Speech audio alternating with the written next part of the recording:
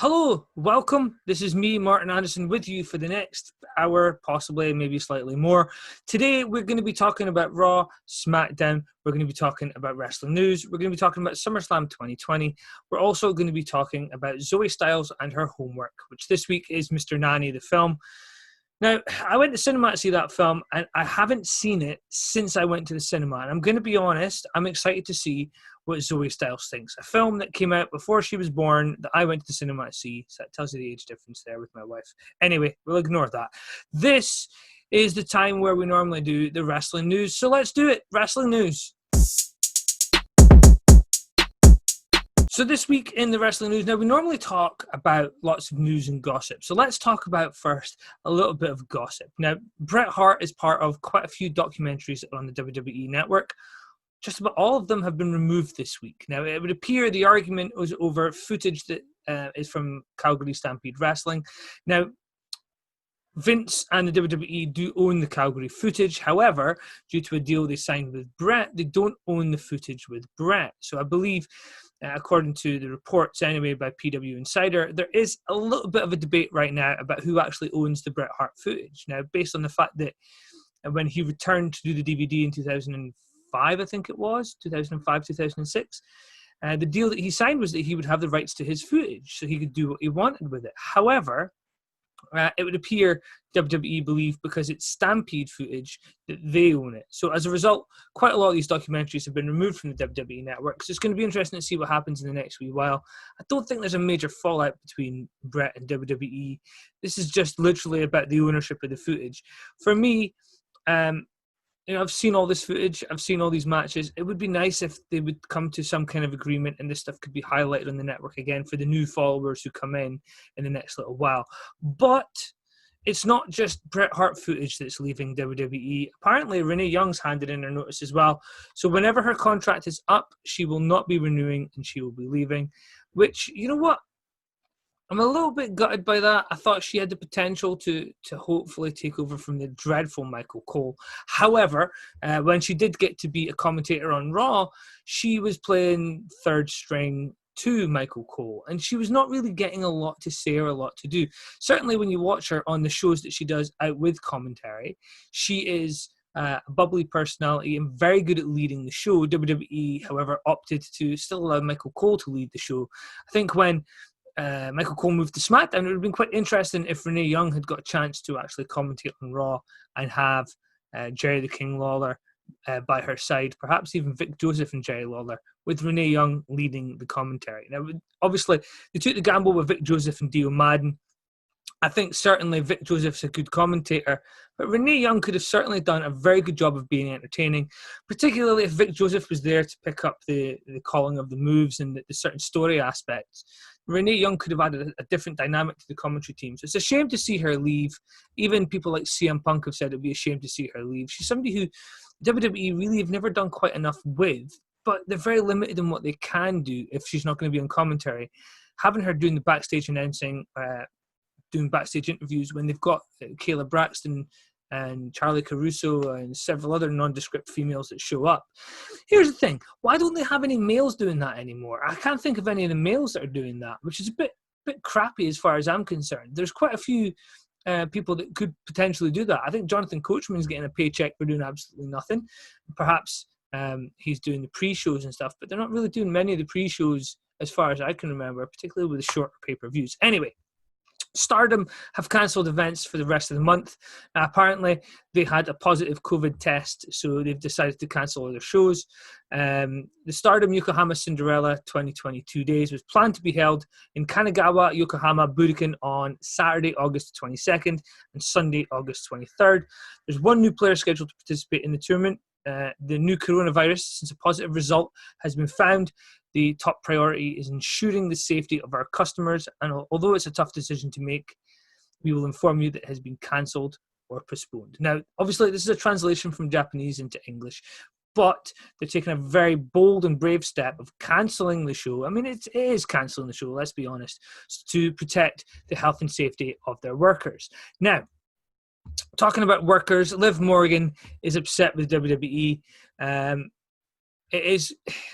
It is quite interesting because Liv Morgan is one of those characters that's been around for a couple of years now, and she's only just got her own shirt. Now, when Liv Morgan showed up during Lana's wedding, we thought that was going to be the beginning of something big, and then they kind of did the lesbian thing, which made no sense. And this is not me saying that lesbians are a bad thing.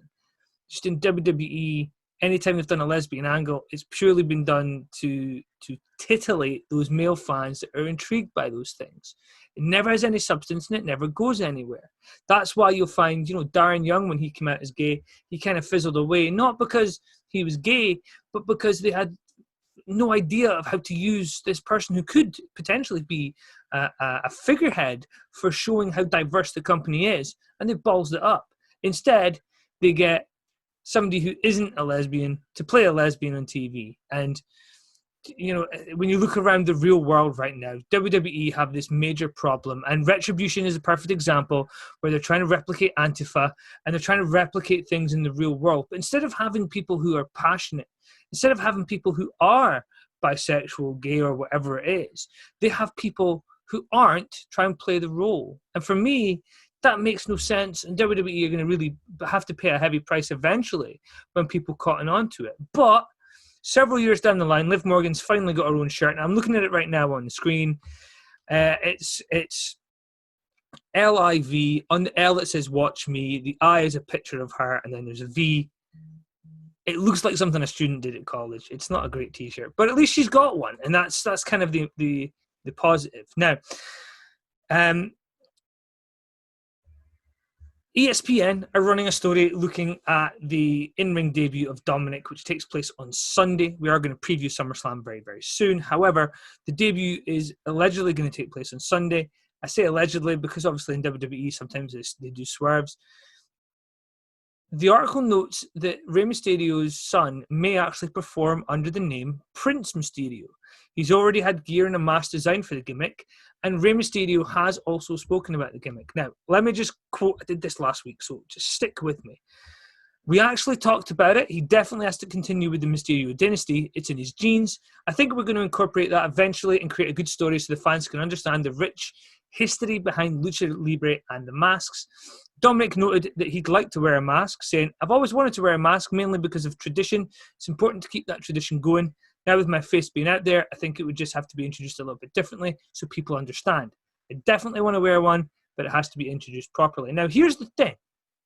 A lot of guys in Mexico, they become famous wearing a mask, but they actually have wrestled prior to wearing the mask, so some people would know who they are.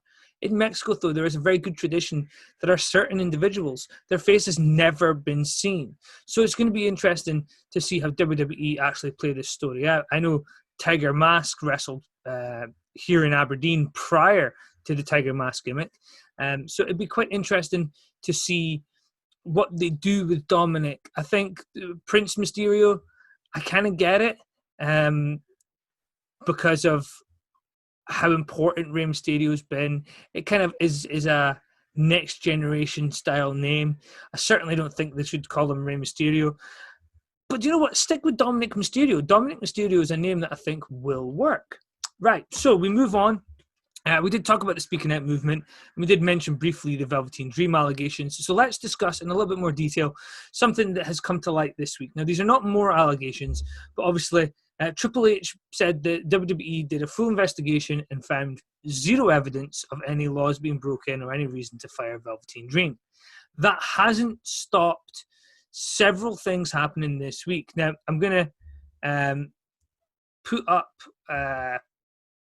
more quotes in the show, so forgive me for reading out these quotes, but NXT fan Jacob Schmidt, who's on Twitter, said, "I'm going to put this out here again. Here is a video I took of the conversation I had with Patrick Clark, Velveteen Dream, on April 24th. I've seen what Triple H has said, and I've had no communication with them. I went to the police, and they haven't followed up with me." So there is quite a lot of people who are alleging that there's been zero investigation. Certainly, they've perhaps spoken to Velveteen Dream, but whether this investigation has been as intense and as thorough as you would want is probably questionable. Now, it has resulted in a brand new hashtag, which is hashtag Fire Velveteen Dream. It's a strange one. I do want to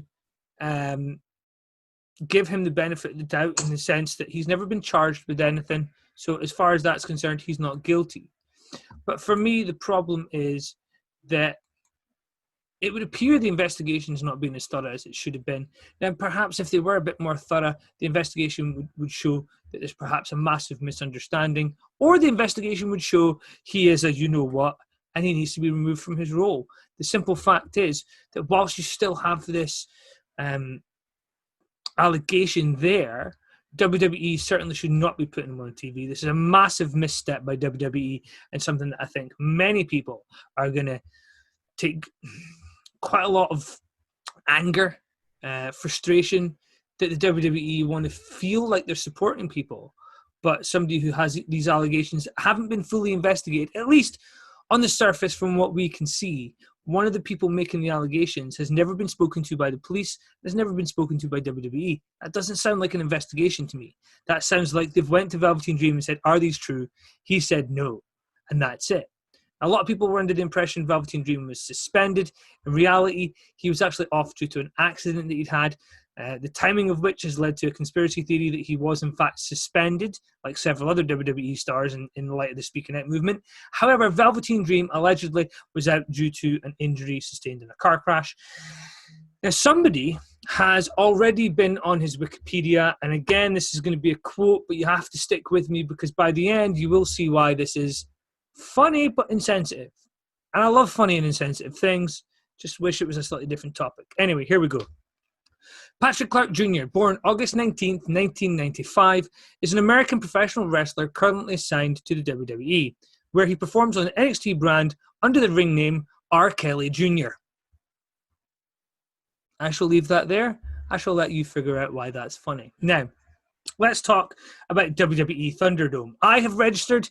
Hopefully you have registered and you're going to be available at some point in the next couple of weeks to actually get your face on Raw and Smackdown. Now, for those unaware of what the concept is, I'll do my best to try and describe it as best I possibly can.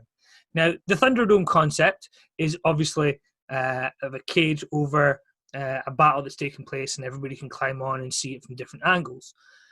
They're not doing a cage where we can climb on. That's not physically going to be possible, particularly with COVID-19. What they are, however, doing is video walls.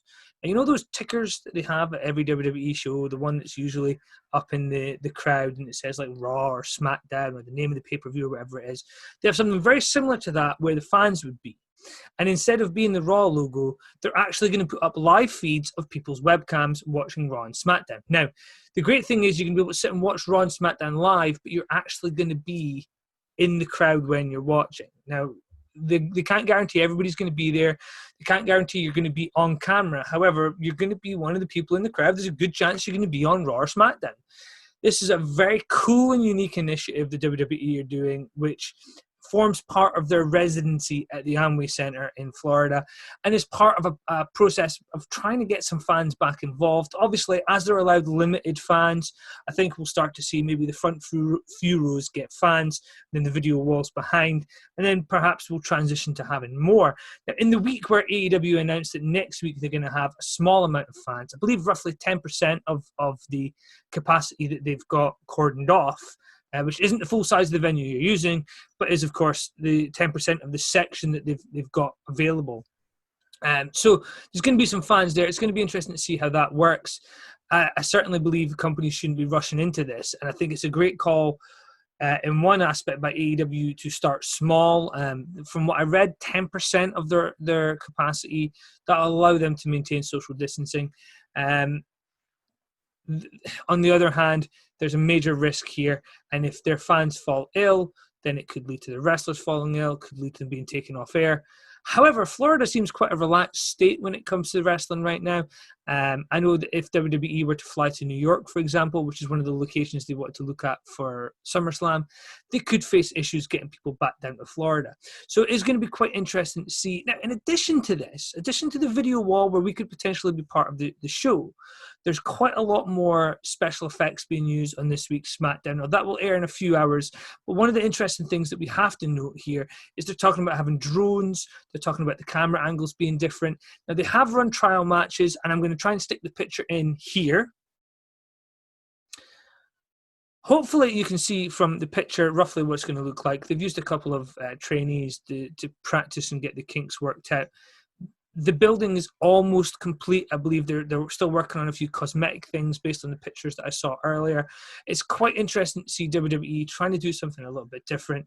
If you haven't signed up, Thunderdome is available for you to sign up, and it's free. As long as you've got a webcam, you can be featured on Raw and SmackDown. I don't think NXT is doing it. I think they perhaps might be staying at the Performance Center, but there's still plenty of time to find out. Summerslam will be using this technology as well, so it's going to be a very different show. By the look of the entrances, it's going to be something to behold. There's going to hopefully be some big entrances on SummerSlam, maybe some big surprises as well.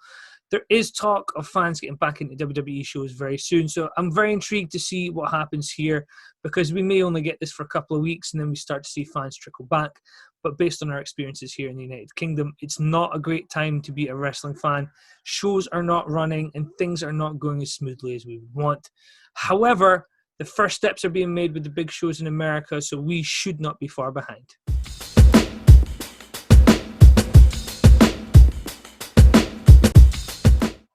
So, ladies and gentlemen, we are, of course, going to quickly talk about SmackDown. We're going to quickly talk about Raw.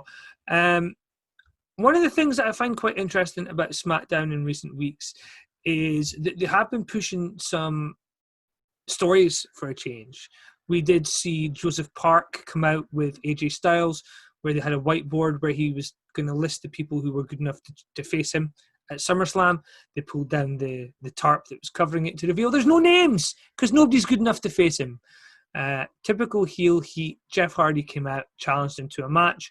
And this will be on this week's show in the Thunderdome. So it's going to be quite interesting to see that.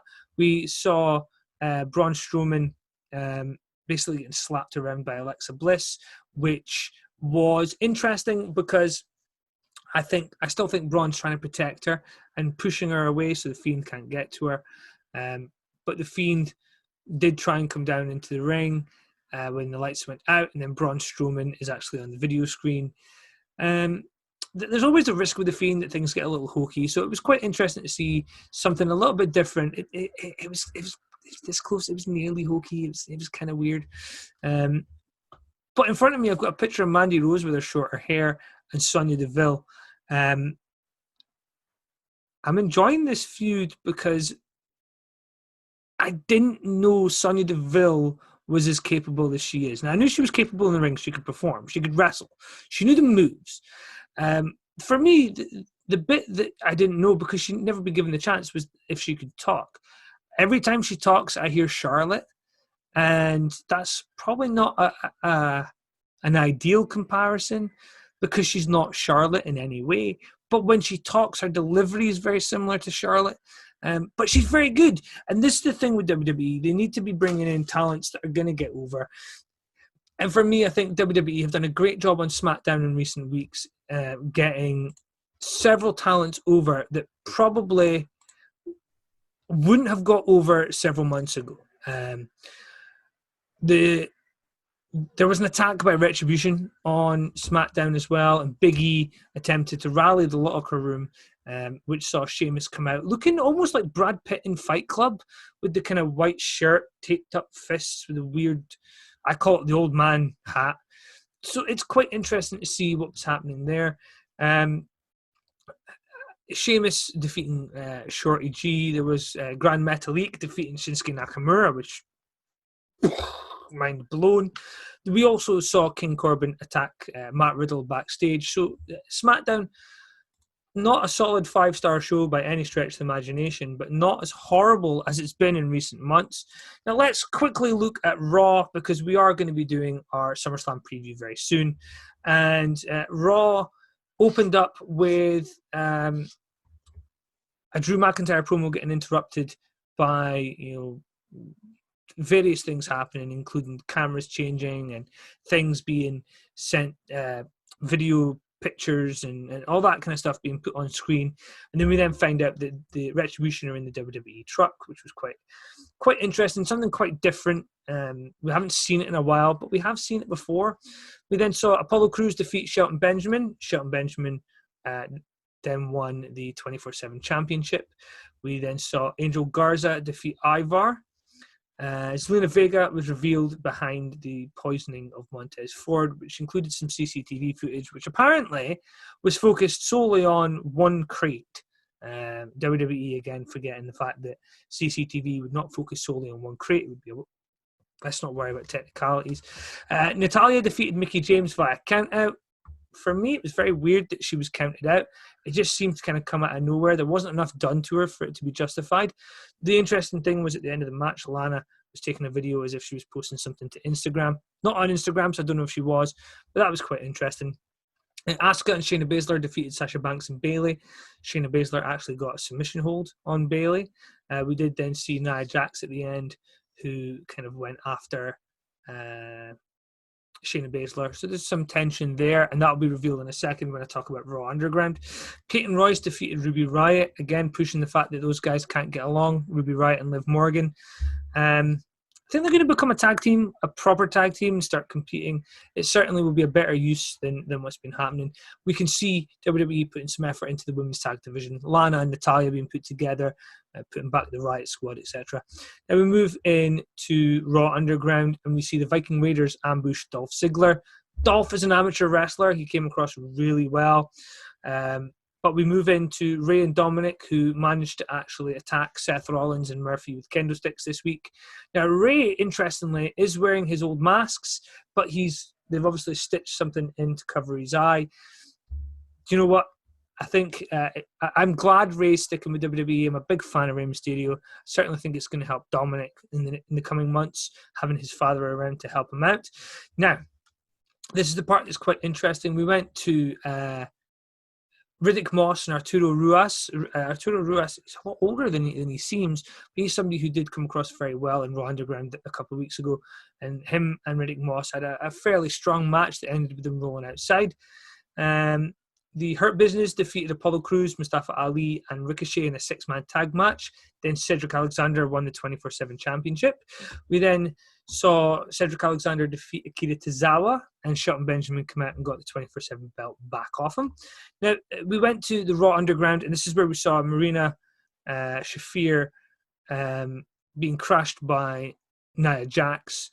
There was some to-in and fro-in, which led to Jessamine Duke being attacked as well. And this is where Shayna Baszler ended up coming into the ring. Nia Jax rolled out. Shane's shouting to Nia at the end of it, basically saying, listen, the only rule is you have to fight. If you're in a fight, you have to fight. So quite interesting. She's suspended, but can potentially appear on Raw Underground. Not a fan of Nia Jax. Not interested in seeing her. If this helps get Shayna Baszler over, I will tolerate it. For now. Montez Ford defeated Andrade. This is his first match back since being poisoned. Yes, I said poisoned. Now, the main event, of course, main event match was Montez Ford. Very cool thing to be the main event match of the show. But the main segment was Shawn Michaels coming out and talking about how much he loves Ric Flair, how much Ric Flair loves people. And this is the part that, let's talk about the story as they want it, and then we'll talk about my opinion, how unhappy I am.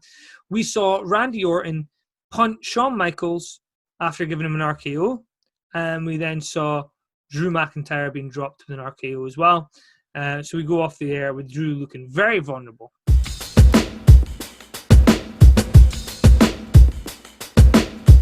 So before we give my opinion, let's have a little look and have the opinion of my producer, Zoey Styles, of the Shawn Michaels segment. Being asked what I think about this, I've watched it twice. I don't like it. Do you know what? I think that Orton looks very good. I think that the fact that he's being called out on what he did to Ric Flair is absolutely correct, and that's something that should be happening on the show. The fact that he destroyed a legend, and watching that last week was fantastic, seeing Flair take that kind of bump. And the fact that Orton protected him as well was really good. But that brings us to this week, where Shawn Michaels takes a RKO, which has ended the likes of Samoa Joe, it's ended Drew McIntyre, it's ended Brock Lesnar. You know, they've all just taken it and lay there because it is a very brutal move. And yet somehow Shawn Michaels has the ability to get up, to wriggle around, prepare himself for a second attack, which really shouldn't need to be happening. The RKO should be the end of the story. And then he crawls to the side of the ring while we get Drew out to try and help him. And of course, we get him kind of getting Orton out of the ring, and there's a little kerfuffle there until Orton gets the RKO on Drew, who takes it like a motherfucker. Now, I don't really like using that word, but I feel it's appropriate in this situation where somebody takes a move so well that they don't do anything. It's not that they're not selling it, it's not that they're unimpacted by it, but Drew doesn't move. He just crumbles, and I really like that. The fact that this move has essentially immobilized him, who works full time, is in his, in his 30s, and he is built fairly bloody big. And he does this every single day of the week. And the fact that he would sell like that for Orton, and of course we saw that Orton sold for him as well. He's taken some claymores. He was rammed into the perspex, and really it looked quite brutal. But that brings us back to HBK. I like him. The guy's a legend. But the guy is a disrespectful piece of shit if he thinks that he can, as a retired guy who doesn't get in the ring very much, whether he is in shape or not, like he could be at the top of his game, he is still should not be able to get up and actually crawl around. And to me it seemed as though he was trying to make sure that the camera was constantly on him. I don't like that because he just had a shot at Flair last week for the same thing. Orton made the point of saying to Flair, "This isn't your time, this is my time." So why is Shawn Michaels making it about him? He should have just crumbled, let Drew protect him, and move him to the edge of the ring where he can be safe with the staff. And then what happened between Drew and Orton could carry on. But that's my opinion. As usual, you don't have to agree. You don't have to, just let us know what you think. As always, Headlocks and Headphones, Facebook, Twitter, YouTube. If you think that Shawn Michaels did a fantastic job and long live the king, then let us know. But I don't like it, and to be honest, I don't want to watch Raw or Smackdown next week based on what's been happening in the past couple of weeks. This nonsense with the retribution, which is just so out of place, is maddening as a wrestling fan, that mid-match when you're trying to get into something, it gets interrupted and somebody else just takes the spotlight. And the fact that 30, 40-year veteran would do that to somebody, even when Drew is in the camera, and it's, we're trying to hype up the fact that Drew is the main star here, your eyes still drawn to Shawn Michaels in the corner bobbling his head like this. Just give it up. It's an RKO. You're done.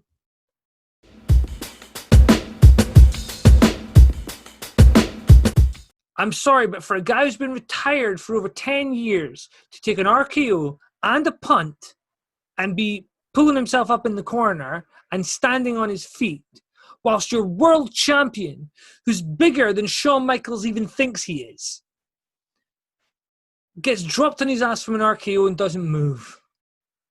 He does that thing called selling. Shawn Michaels, even when he's retired and he's meant to be showing these people an example, he's still the piece of shit Shawn Michaels that people didn't want to work with. And that's the part that pisses me off. I think Shawn Michaels is a great in-ring performer, but Anderson and Gallows and FTR this week kind of dropped a little bombshell about Shawn Michaels. Probably should have put this in the news section, but I think it's pertinent and should be placed here because of what Shawn Michaels did. Now, when the DX and NWO guys were together at Raw 25 and they destroyed the tag team division, they were all high-fiving each other. Anderson and I believe it was Carl Anderson, actually said that these 5 guys really don't like each other. And these 5 guys we're talking about are Shawn, Hunter, X-Pac, Nash, Scott Hall. These are the guys who, according to Carl Anderson, they bitch about each other behind their backs. For me, Shawn Michaels may appear to have changed, but he's still the same person. He's still the piece of shit that just made Drew McIntyre look like shit. I personally, I don't have money invested in this. I have my time as a fan. For me, Ric Flair, they had to work around the fact that he probably couldn't take the punt kick, so they used Retribution to hide the fact he couldn't take it, which is good use of what you have at your disposal.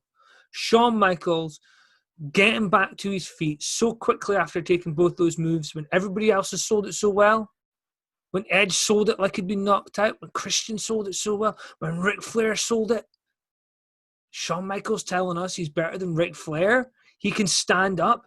Not only that, he's better than the world champion. Shawn Michaels now looks like he has a better chance of beating Randy Orton. And that, for me, hurts Drew McIntyre. And Drew had to sell the move because if Drew stood up, he's not in peril. Because he's a bigger guy, he has to be in peril. So why couldn't Shawn have joined in with that? Why not?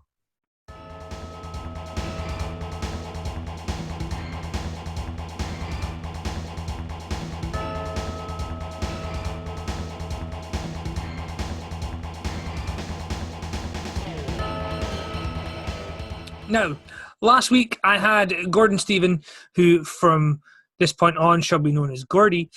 We had him review a segment from Smackdown the other week, which was involving Retribution. This week, I decided to give him the chance to review the Raw Underground segments and have a little look and see what he thought. But rather than just get his opinion this week, I thought, let's give Zoey Styles something extra to do in the wake of the absence of AEW from this week's show, and let's get Zoey Styles to give her opinion as well. So this is what I like to call Zoey versus Gordon. Although technically, that name came before I decided to keep calling him Gordy on the show. But Zoey versus Gordy, I don't know, it doesn't sound quite right. Zoey versus Gordon!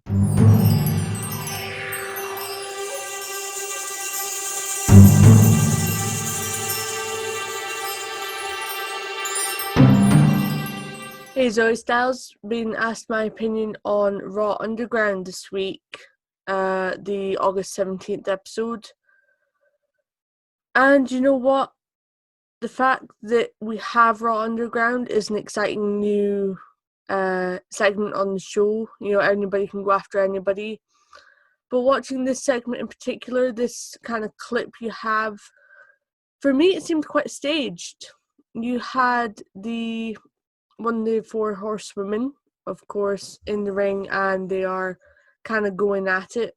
And it looks as though they're planning it out. It looks as though it's quite scripted, which I don't really like watching with something that's meant to be full out just, madness. The fact that neither of them tie their hair back is quite frustrating as well. Because if you're in a fight, if you're doing something quite physical, why would you not get that hair out of your face and be able to just focus on what you're doing? Even with things around the house, like cleaning, like baking, like even just reading, for example, I tie my hair back to be able to make sure I can see properly and I can do what I'm supposed to be doing. Nia comes in and just sort of it looks as though she's trying to dominate the arena, and she just comes across as dangerous. Now, I know this is something that's been said about Nia Jax quite a lot, but the way that she drops the horsewoman in her face, and it doesn't look like she's gonna get up from it. which shouldn't be the case. I know it's called Raw Underground, and they're supposed to have that kind of real time look to it, but not so much that you're actually physically injuring people. It seems ridiculous. You've of course got that face off when Shayna Baszler gets in the ring because she is a horsewoman herself. And there's that little bit of tension there before Nia buggers off. Now, for me, that's not even a character trait. It's not something that you would hope the heel would do. It doesn't get Nia over at all by having her do that kind of thing. And certainly Shayna should have, with all that pent-up frustration at Nia walking out, Shayna should have grabbed somebody and she should have just started kicking into them just to show that she needs to get that aggression out there. But that's just my opinion on the segment. The fact that WWE.com would entitle it Nia Jax Crashes Raw Underground is somewhat overstating the entire thing. It was incredibly pointless, for me at least, and the show would have run just as well without it. I don't hate it. I'm going to point out things I really don't like about it, but as the concept, I actually don't mind it. But my biggest gripe is that well, I'll say what I like about it first, because it's probably only one of the few things. It feels more like traditional wrestling as opposed to like the big show they put on for the TV, and in all honesty, most other wrestling products. It feels more like the traditional close quarters grappling and just forcing your opponent to submit, as opposed to the 3 count. That's probably my only good point I have written down, but so yeah, but it doesn't feel organic. It's supposed to be an underground thing. It's supposed to be grimy. It's supposed to be I'll say dingy, but if you make it too dingy, nobody's really going to watch it at all. But it is really supposed to be what's the word I'm looking for? Probably. Well, in all honesty, this just seems way too forced. So let's go through a list of things I'm not happy about from a technical standpoint, as opposed to the interaction between the wrestlers, at least. Shane is terrible on the commentary, at least in this clip that I was told to watch. It's the Nia Jax clip. I don't know. It's like Shane could do. I like Shane's promos, but if he's just doing like off the cuff commentary, it doesn't sound right. It's just like, it's very short sentences, and it doesn't sound like he's enthused about it to me. It's just kind of I know, but it's a quick match in this, but even then, you should be able to riff something a bit better. I don't like the people around the ring. It's like it goes back to the whole forced aspect. My biggest problem about this whole setup is that it just seems like a set, and everyone around it has just been directed to, okay, act this way around the ring. It's like, if I've stopped at about sorry, I don't have my glasses on, so I can't see. So it's like just the match end, and it's like the 2 guys in the corner there gambling. Why are they the only 2 gambling? There should be a lot. Why isn't there a betting pool going on? That's just, and it's the way there's like, I just saw all the money, and the other guy's just going, damn it. No. It's way too forced. That's the problem. And it's like, I don't like the setup of the background either. it really does seem like it's just a set. Does not feel, or this the biggest problem. I'm going to keep repeating it. It does not feel organic. If it's an underground thing, it needs to feel like it just grew out of nothing. Well, I say nothing, but it doesn't. It feels like it needs to grow. It feels like it had grown from just like a couple of people getting together, and then more people found out about it. This just seems like mandated stuff. So yeah. Also, they're not doing social distancing and wearing masks. I mean, they got that in the actual show for Raw and Smackdown, and everyone's behind the plexiglass. So technically, that could be an underground thing, but at the same time, really, really dumb.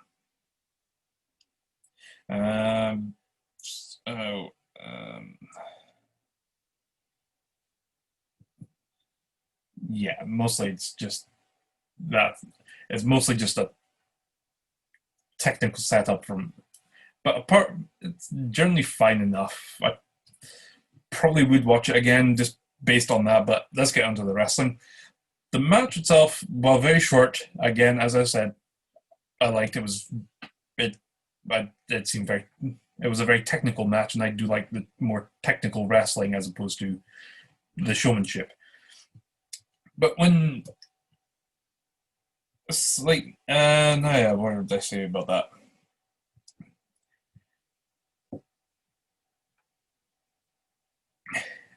It was more, she came in and then blindsided, I'm not entirely sure who the wrestlers are, so I will apologize for that, but she blindsided the wife, the last who won. But why bother? It's an underground match. Again, it goes back to the organic thing. If this is supposed to be an underground thing, there needs to be an organic element to it. This just seems forced, and it just seems like a normal match with Nia coming in. So she whacks the lass, and then she's just like, "Oh, look at me, I'm a big lass," and start kicking people. And then someone jumps in the ring. Again, I apologize. As we have established already, I'm not the biggest wrestling fan, so this wee lass comes in, and then Nia Jax is like, "Oh yeah, that's fine," and then she runs away. Why do that? She is a very tiny lass compared to Nia Jax. In all respects. It's like she's a good 1.5 feet smaller than her. I'm not entirely sure how.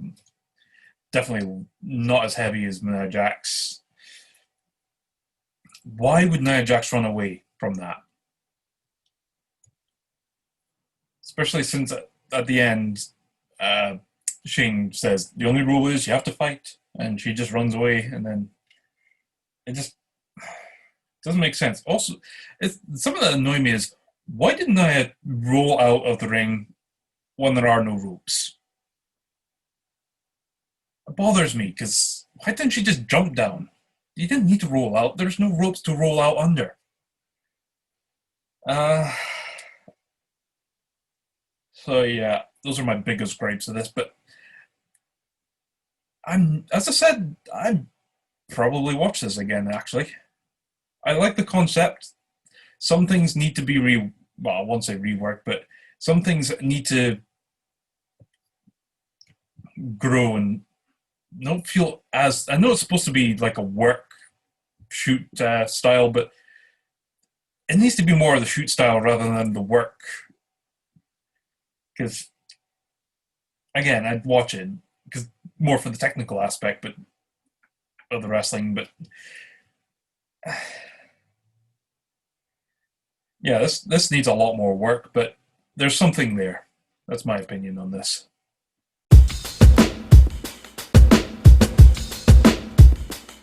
So let's take a look at this weekend's big shows that are taking place. Now, we're just going to look at the WWE ones. I know there's a couple of other shows.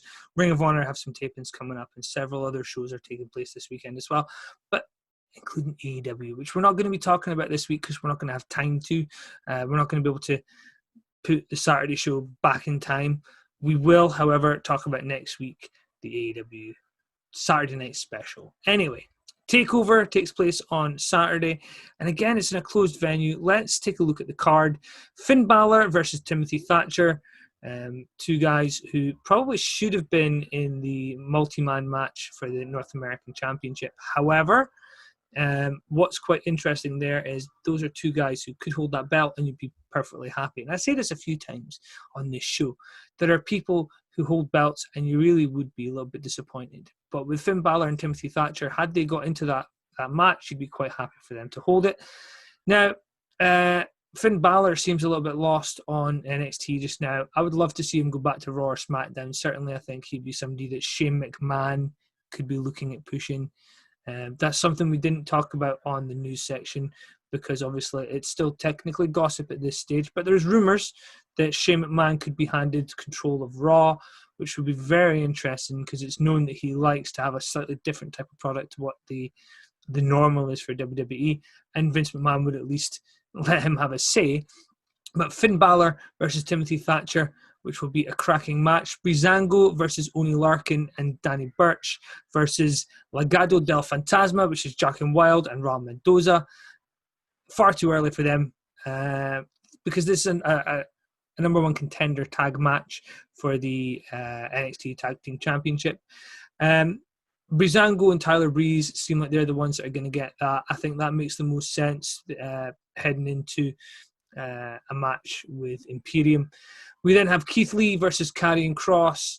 Now, there's something very, very cool here about Karrion Kross. What you need to remember is this is a guy who's had, I believe, 7 matches in NXT, possibly only 6. This may be his 7th. He could be a champion in the WWE in 7 matches. That is absolutely insane. Now, there are already pictures that have leaked out of him with the belt, and WWE are known to have promotional stuff done in advance. So that could be a spoiler for Karrion Kross getting the belt. WWE could also change their mind and go with Keith Lee at the last minute, because I don't believe this show's been taped. I believe it will be done essentially live on Saturday. So it'd be quite interesting to see what happens there. It'd also be really interesting to see what happens if Karrion Kross gets the belt. Does Keith Lee show up at SummerSlam? Does Keith Lee move to Raw or SmackDown, particularly if we find out Shane McMahon's in charge of the brands, the red brand rather? Adam Cole versus Pat McAfee. The confrontation they had a few weeks ago was quite interesting. I think it was a great way to end NXT. It was the show that brought me back into watching NXT after taking a couple of weeks out. So Adam Cole versus Pat McAfee. Pat's not a wrestler, but he brought some NFL guys with him on NXT this week. There is some interest outside of WWE, so I can see why they did this. There is plenty of momentum behind Adam Cole, so this could be the sleeper. This could be one of those, you're not looking forward to it, but it's going to really steal your attention type of matches. And on that topic, let's talk about the NXT women's match, which is Io Shirai versus Dakota Kai. This is a match that Dakota Kai beat Rhea Ripley on the way to getting this. So she's not coming into this an undeserved number one contender. As far as I can see, Dakota Kai could take that belt from Io Shirai. This could be a reset show. This could be one where NXT changes in a way we haven't seen in a long time. I think Dakota Kai is a champion with the possibility of Io Shirai getting called up to Raw to help out Asuka because she does need a friend. That would be interesting. That would be intriguing. And Dakota Kai as champion with Rhea Ripley and several others chasing her would not be a bad thing to watch on TV. She's went from somebody that I really didn't rate to somebody who, okay, she reminds me of my friend's little sister. Now, this is not a specific little sister, but she just reminds me of a friend's little sister. You know, she's annoying, but she's always bloody there. And that is a really great quality to have when it comes to being a wrestler, because that can really get under people's skin. And it took me a while to realize that she's not, I've seen an interview with her out of character, and she's not the same person she portrays on TV. I know, I was amazed. Wrestlers actually have the ability to pretend to be something they're not. But Io Shirai versus Dakota Kai, likely to be, I don't think it's going to be the 40-minute classics we've had from Bayley and Sasha and Asuka, but I think it's going to be a good match, and I would like to see Dakota Kai get that belt, possibly with Io Shirai moving off the NXT brand. We then have the ladder match for the NXT North American Championship. Now, for me, I would have liked Dexter Lumis to be in there and have a shout at winning it. I'm not a fan of Velveteen Dream being in there right now. I'm not saying he's guilty of any of the allegations we spoke about earlier. I just mean that the controversy surrounding him may overshadow this match, when in reality Bronson Reed, Damian Priest, Cameron Grimes and Johnny Gargano are 4 people who really, really are good enough to hold that belt. And more importantly, these are guys they're trusting potentially to headline the card. And as far as predictions go, I'm putting my money on the guy who's looked the best over the past 3 months, and that's Bronson Reed. He has looked an absolute animal, and I think him getting the belt and being chased is going to be very cool to see. Bronson Reed's a big dude, but he's quite athletic as well, and that's something that I really do like when it comes to my wrestling. Now we move on to SummerSlam 2020. This is one of those strange ones. We had hoped by now we'd have fans back in, we'd get our big moments, and we'd get to see wrestling as it was intended. However, the card isn't that way. It is taking place at the Amway Center in Florida. We are going to have the Thunderdome in full effect. So let's see, whilst we're here talking about it, the matches that are on the card. Mandy Rose versus Sonya Deville. This is a story that these guys were friends for a while. Sonya turned. Sonya's promo ability has really shocked me because she just was never given a chance to speak, and now she has been given a chance to speak. It's great to see how over she's getting. And now, with fans there, would she have been given that chance to speak? I'm not sure. But this is a hair versus hair match, and I think we've already seen Mandy Rose have her hair cut a little bit. I'd like to see Sonya lose her hair. I think that'd be quite funny. And as a heel, it would be good to piss her off a little bit and make her angrier. We move on to Braun Strowman versus The Fiend. I'm a fan of this angle in the sense that they've done something really cool with Braun Strowman where he said he doesn't care about Alexa Bliss. I think he does. I think what he's doing is he's trying to push Alexa Bliss away to protect her from The Fiend, which clearly isn't working. But we're getting to see that he cares as a human being, I think. But every time I think WWE have a storyline planned out, they go and do something stupid afterwards. So we'll see what happens. My money, I want The Fiend to win. I think probably Braun Strowman's going to walk away with the belt still. So perhaps The Fiend to win with Braun retaining the title, possibly by disqualification or something. Bayley versus Asuka and Sasha Banks versus Asuka. So Asuka could walk away with the Raw and SmackDown women's belts. What's quite interesting here is the WWE are allegedly big fans of Sasha Banks and Bayley, but also quite happy with the work of Asuka in recent months. So this is a gimme. This one, I don't think you're going to see Asuka win one belt and not the other. I think you're going to see... This one's so tough to predict because if Asuka wins one belt, she's going to win the other one. And if she does win, I think we see the breakup of Bayley and Sasha Banks. So let's go with that. Asuka's going to get both belts, and we're going to see Sasha Banks and Bayley begin to break up. At least the fallout will start at SummerSlam on Sunday. And then we move on. Dominic Mysterio, potentially Prince Mysterio, with Rey Mysterio, versus Seth Rollins, who will have Buddy Murphy at his side. This is a street fight. Now, as first matches in companies go, this is one hell of a thing to do for him to have a pay-per-view match against Seth Rollins at SummerSlam. It's a massive deal for somebody who WWE have been putting a lot of effort into training. This is not a special appearance like Pat McAfee at TakeOver the night before. So it's going to be interesting to see where that goes. I would love to see Dominic win that match. I think it would be quite an interesting way to build him up. They may also begin the story of giving him his mask at the show as well. Apollo Crews versus MVP for the United States Championship. Now, one of the rumors that we keep hearing is that Apollo Crews is part of Retribution. Now, this has been pushed, of course, by MVP. Several other people have been talking about the fact that it could be Apollo Crews as well. I think this is a massive piece of misdirection. So there's still the possibility Apollo Crews could turn and join with the Hurt Business.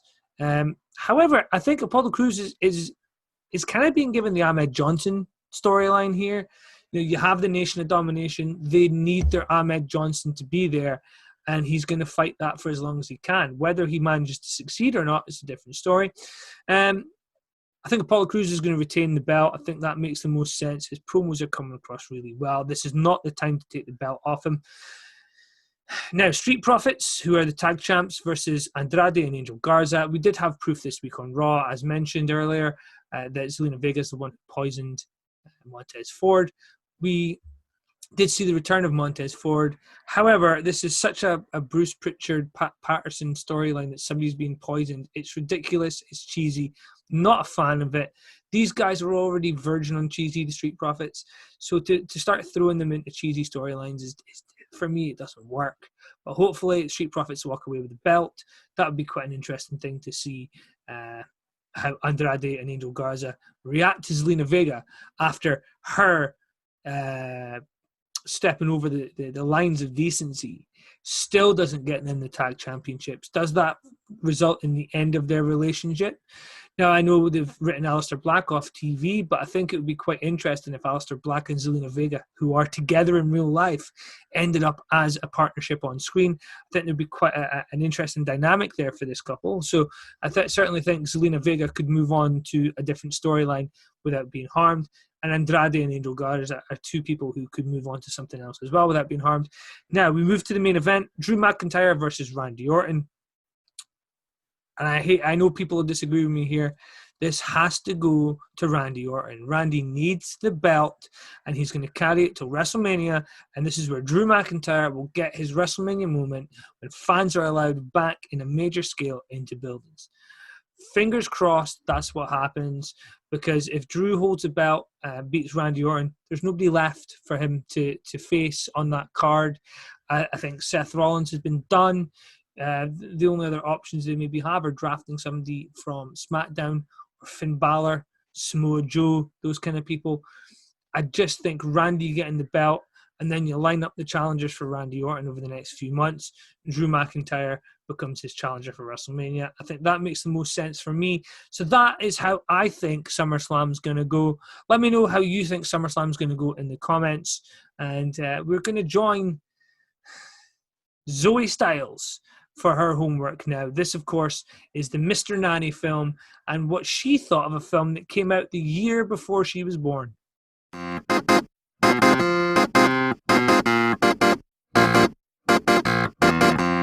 Hi everybody, Zoey Styles with Headlocks and Headphones doing my homework this week, which was to watch the 1993 film Mr Nanny starring Hulk Hogan.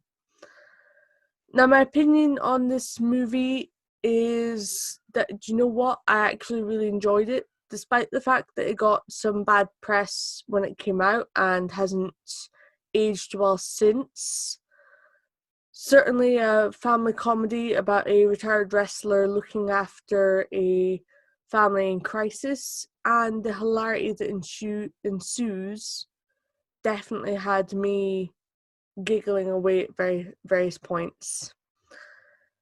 Now, the plot of the movie is, of course, that a mad genius is after an invention created by the father who doesn't want to give it up, and is finding ways and means of threatening him to take that. Now, we've seen some more modern movies with similar plots, and certainly some before that time as well. As you were watching it, I kind of thought about Home Alone. I thought about Big Mama's House, those kind of family fun comedies that just the absurdity is kind of what relates to the character. But I was quite happy that this film tackled some very serious issues as well. In between the gym being destroyed, in between Hulk Hogan being thrown into a pool of blood, tripped down the stairs. At one point he's choking from a very heavy weight pressed on his neck from these incredibly smart but terribly devious children. They tackled some very serious things like the loss of the children's mum, the struggles of a single parent, and the fear of technology in the 90s, which the family seemed to be able to afford, and obviously not everybody's accustomed to.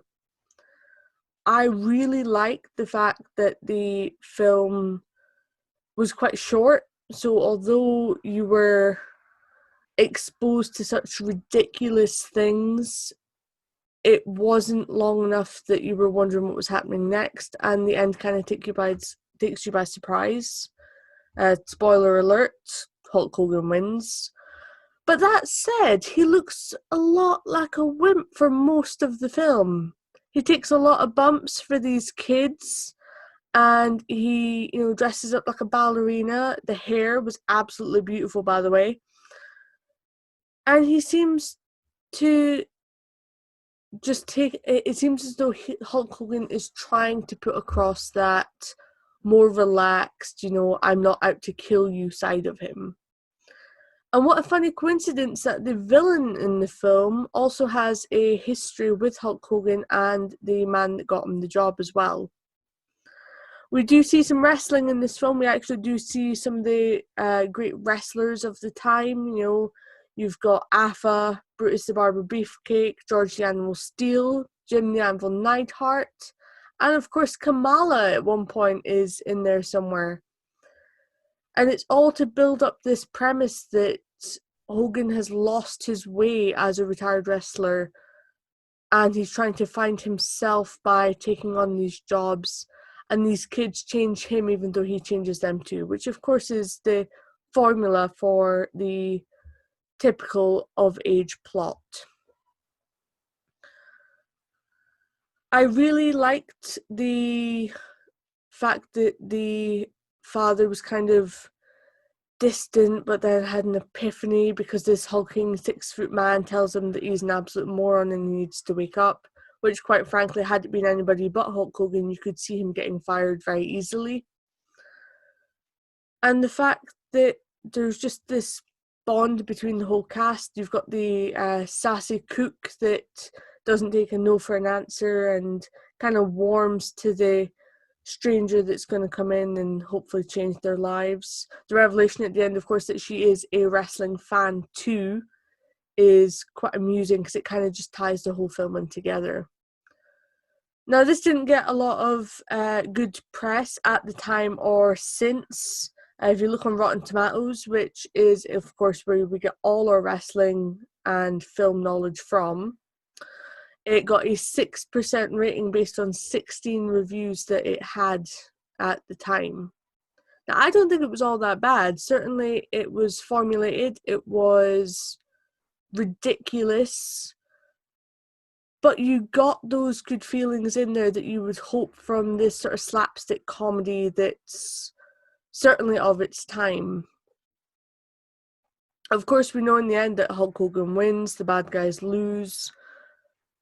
And I don't know if it's deliberate, the fact that he looks like such a wimp for most of the film until he gets knocked over, knocks his head, and has this epiphany that suddenly he is strong and he is brave and he is worth something. And then he goes and kicks the guy's ass, basically. But the ending was a little bit short, I thought. After the kind of short action sequence, we've had all our life lessons and, we know that these people are incredibly smart and they're all back together as a family. All of a sudden, Hogan's driving off into the distance. Until that one last caper by the little girl who wants to keep Hogan around. Now, I would watch it again. I certainly think it's something that I would maybe watch with my kid when he's a little bit older. But it's not going to be cracking any top 10, and it's not going to have, Oscars written about it. But certainly I think that it is a standard bearer for a lot of things that came after it. Like I said, you've got your Big Mama's House, and films like this. Man of the House, of course, came along after that as well, where you've got a big burly guy looking after some sassy teenagers trying to keep everybody in line. And it just makes you think that although everything can be, that they have to get those tearjerker moments in there, they have to get those tickle your rib moments in there, it's nice to see that things can still be original, and to have a movie with a wrestling twist was quite a nice thing to do. You can sit and go, right, okay, I've seen Hulk Hogan in the movie now, which I really like. And that is my review for this week. I'm sorry that it wasn't in depth. I don't want to ruin the movie too much, but certainly if you like that kind of slapstick comedy where you have those underlying message, Hollywood tones. Give it a watch, even if it's just to see Hulk Hogan get his butt kicked.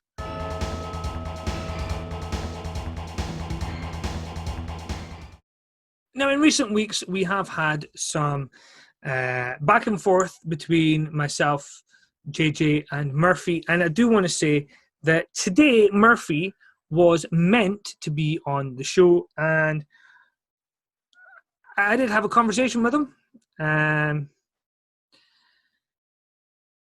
we had everything arranged to the point, and I can show you. We had everything arranged for him to get in to do an interview. And he decided not to do it.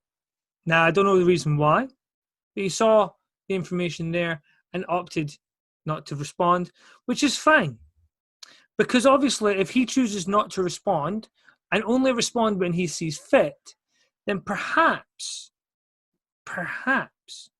that indicates to us exactly what he is. He wants to send in videos, but he doesn't want to speak face to face, which, understandable, seeing as he appears to need a script to say what he has to say.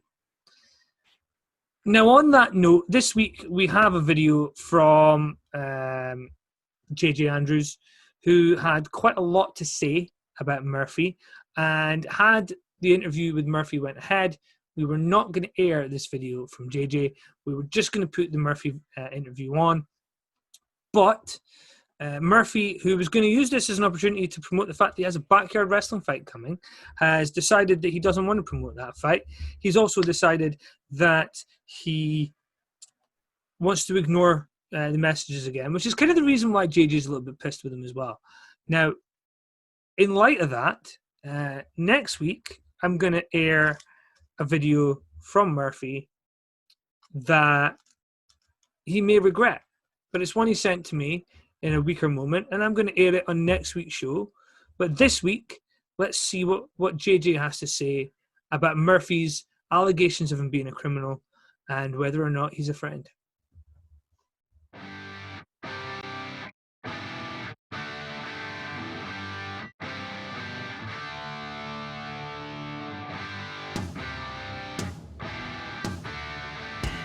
Okay, so here it is. He who shall not be named is making a video. Now, Murphy, you're calling me a criminal because I took your keys and I made a copy. I didn't take them, I found them, man. That's what friends were supposed to do. They got returned to you, didn't they? And the reason I made a copy is because if you did lose them again, then you'd have a spare. So, I'd say that was using my head, really, right? Yeah. Friendship's a wonderful thing, isn't it? The fact that you and I were friends, Murphy, good few years ago, it's kind of disgusts me that it's come to this. We were talking what ifs, what if this, what if that, what if we started a promotion together? That'd be cool.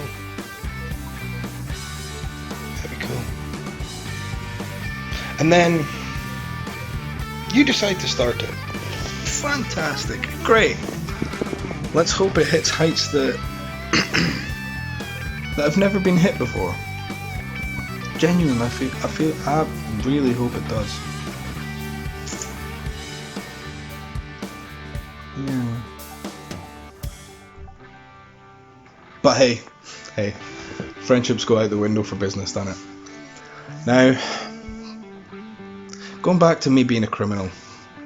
If I'm a criminal for going out for my daily exercises during lockdown, then, hey, lock me up. But the fact you responded with taping your hands up in a threatening manner that makes me a criminal? No. You know I'm more than up for a fight. And I really don't care where it is. I don't care when it is. Yeah. And it just seems like you've been hiding. But now you've released one video. It just seems like they just keep coming. Now you're going on about hiding. No one will have to hide and step back from other promotions. No one will need to be scared for working for this promotion. See, I reckon you'll be the boss that everyone hates, everyone despises, because you want too much of that.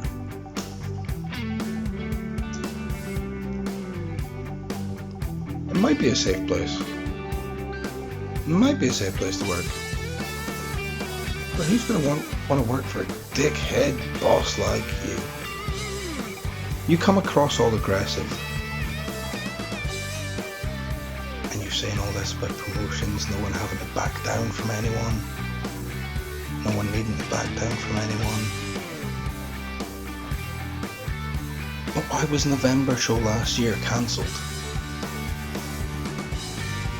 Oh yeah, because someone came and threatened you.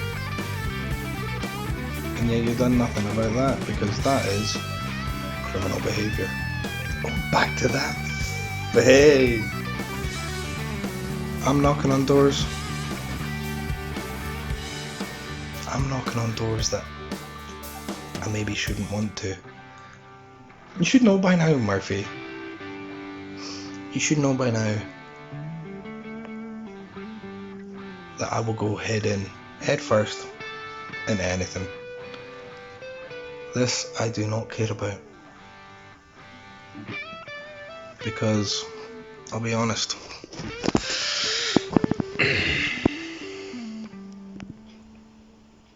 are you ready for the anarchy?